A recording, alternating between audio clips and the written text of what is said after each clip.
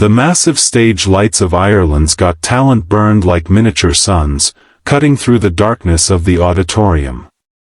Camera cranes swung overhead, and a low hum of conversation traveled through the arena like a distant storm ready to break.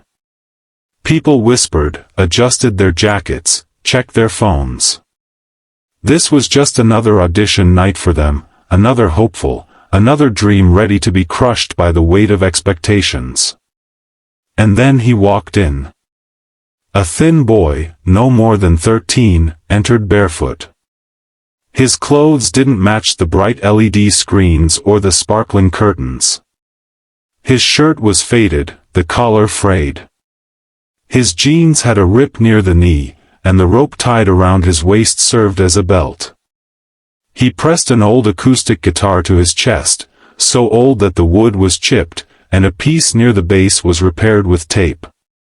The boy paused center stage, standing beneath a single white spotlight that made the rest of the grand arena disappear into darkness. His name was Liam, a poor boy from Cebu City, Philippines. He came with no family, no cheering relatives, only a guitar and a dream he had carried across oceans. One of the judges leaned forward, brows raised. "What's your name, sweetheart?" a female judge asked, her voice light and polite. "Liam," he answered quietly. "You seem nervous," another judge commented. His tone wasn't unkind, just curious. Liam swallowed hard and nodded. I've never stood in a place like this before."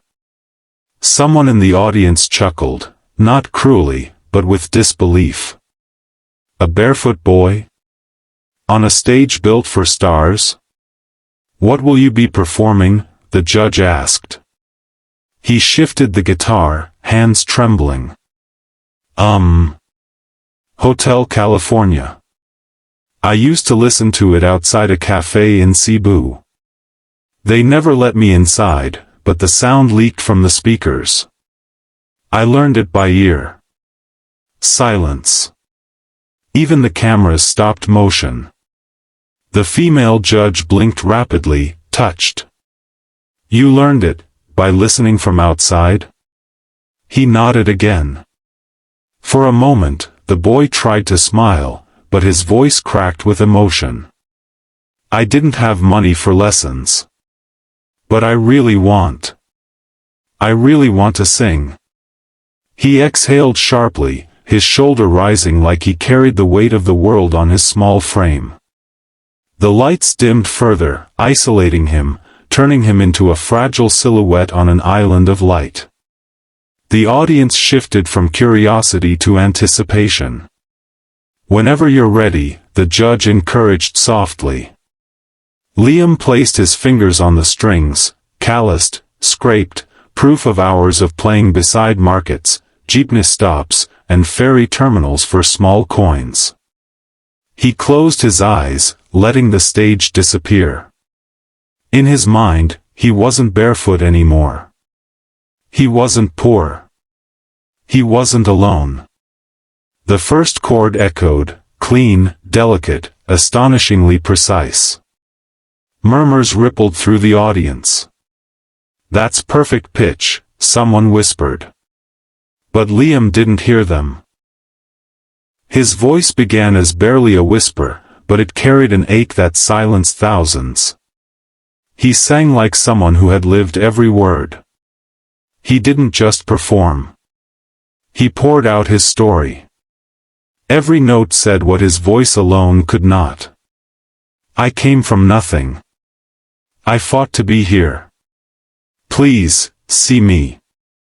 The arena fell into complete silence as Liam, the Cebu boy, took a slow breath and adjusted the old guitar against his chest. The microphone stood inches from his lips, and the world waited. He strummed the intro of Hotel California. The sound was clean. Too clean. Too perfect. The nearest judge's eyebrows shot upward. The other leaned forward, elbows on the table. Liam's voice followed, soft, then unexpectedly rich. On a dark desert highway. The first lyrics floated through the air like a warm breeze, and with them, the entire arena changed. His voice didn't just sing, it told the story. It carried the weight of every night he performed on dusty sidewalks in Cebu, every moment he played while jeepneys roared past and strangers dropped coins into an old tin cup. In the front row, a woman held her breath. Someone else lowered their phone to record. The judges, 3 adults with thousands of performances behind them, looked stunned. The sternest judge, the one known for harsh comments, whispered to the others. "That's raw talent. That's unbelievable." Liam kept going, eyes closed, not from nerves now, but from surrender.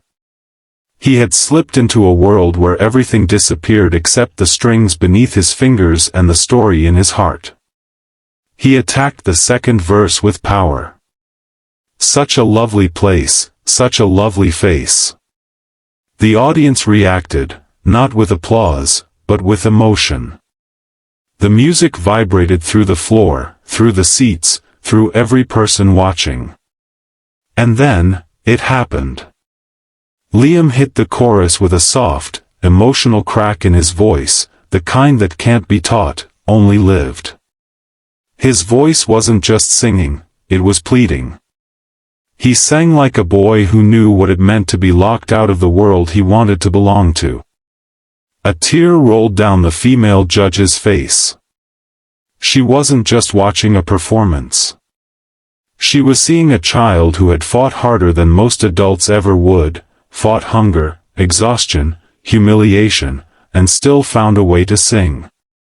Liam opened his eyes and finally looked at the audience. He saw thousands of faces, awed, silent, overwhelmed. His confidence ignited. His fingers moved faster. He transitioned into a guitar riff so smooth that a man in the back row stood up, mouth open. The lighting engineer boosted the gold spotlights, and the stage exploded with warm color. It wasn't planned, it just felt right. Suddenly, Liam stepped away from the mic. He played the iconic guitar solo without accompaniment. The crowd gasped, some people covered their mouths in shock. The strict judge stood up, unable to stay seated anymore. "Oh my God," he breathed. Liam leaned into the final notes like a boy who had nothing left to lose. The last chord rang out, sharp, confident, flawless. Silence. Then, the room erupted. Audience on their feet. Cameras shaking. Judges stunned. The female judge pressed her hand to her heart. The stern judge whispered, "This boy is not just singing a song. He's rewriting his destiny." Before the applause even faded, his hand moved toward the coveted button, the one drenched in gold. The crowd screamed. They knew what was coming. The golden buzzer, the arena was still vibrating from Liam's final guitar note. The sound echoed like a bell that refused to fade. For 3 heartbeats, everything went silent. The judges didn't speak. The audience didn't clap. Even the cameras stopped moving, as if everyone was afraid that one breath, one tiny sound, might break the moment. Liam, the poor barefoot boy from Cebu, stood frozen on the stage. His small hands clutched his worn-out guitar. He didn't know what to do next. Had he done enough? Did they like it? Was this where dreams died? The stern judge, known for crushing hearts, stood up first. He pointed at Liam, voice trembling with emotion. That wasn't a performance. That was a miracle. The audience exploded, cheers, whistles, screams. Liam's eyes widened. He wasn't used to applause. He was used to people walking past him. He was used to music being background noise to busy lives. Then the female judge stood up. Tears shimmered in her eyes. You sang from a place only someone who has truly struggled can reach. Liam's throat tightened. Memories flashed, songs sung outside cafes, the coins he collected to buy noodles, the nights he slept on benches with his guitar as his pillow. He lowered his gaze. He thought he had already received his reward, being allowed to sing on a stage like this. But destiny wasn't done. The stern judge pressed his palm flat on the table and slammed the golden buzzer. Smash! A thunderous explosion of sound. Boom! Golden confetti burst from the ceiling like a rain of stars. The crowd screamed so loud the arena shook. Liam gasped, his mouth falling open, eyes filling with tears. He looked up, watching those bright golden pieces fall toward him. Every piece felt like a piece of his life changing. He dropped to his knees. Not out of drama, but because his legs wouldn't hold up anymore. He pressed both hands to his mouth. He sobbed silently, overwhelmed. The judges couldn't stay behind their table. The female judge walked up the stairs onto the stage, moving fast, tears running freely. She knelt beside Liam and wrapped her arms around him, gently so she wouldn't crush his fragile guitar. "You're safe now," she whispered in his ear. "Your life just changed." The stern judge stood beside them, voice cracking. "People like you deserve the world to hear you." The audience chanted, "Liam! Liam! Liam!" The confetti kept falling. Gold stuck to his hair, to his guitar, to his bare feet. Liam looked up at the lights. For the first time in his life, he didn't feel invisible. He didn't feel poor. He didn't feel small. He felt like someone. He wiped his eyes with the back of his hand and whispered into the microphone, voice shaking.